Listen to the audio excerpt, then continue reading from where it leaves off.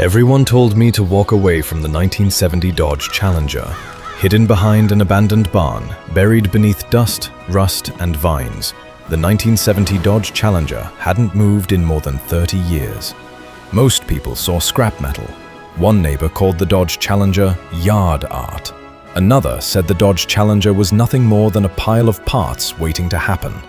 But I couldn't stop looking at it. There was something about the Dodge Challenger.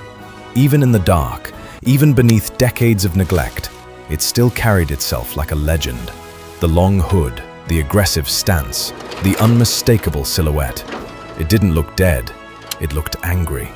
So I made a decision that sounded completely insane. 30 days, $0, one mission. Bring the 1970 Dodge Challenger back to life.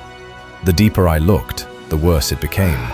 Rust had spread across nearly every panel. The Dodge Challenger's engine wouldn't turn. Rodents had claimed the engine bay as their kingdom.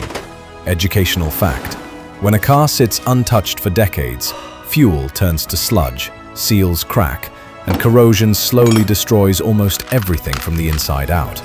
In other words, the Dodge Challenger wasn't waiting to be restored. It was daring me to try. Every morning became a battle. Every bolt fought back. Some surrendered, others snapped without warning. I spent hours wrestling with parts that had been frozen in place longer than some people have been alive. And somehow, the Dodge Challenger kept testing me. Days turned into weeks. Then came the small victories. The frame was stronger than anyone expected. Hidden beneath layers of grime, original components began to emerge.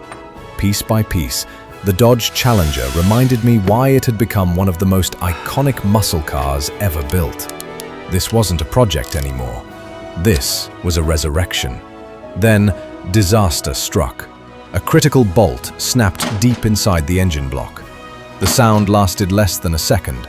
The fear lasted much longer. If I couldn't remove it, the Dodge Challenger would never run again.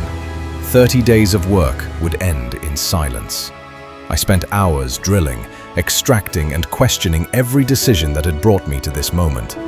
Then, it moved. And for the first time, it felt like the Dodge Challenger had made its choice. It was ready to fight. Day 30 arrived. Every wire was connected. Every fluid was checked. Every bolt was tightened one final time. I sat behind the wheel of the 1970 Dodge Challenger and took a deep breath. I turned the key. Nothing. Silence. The kind of silence that makes time stand still. One last adjustment. One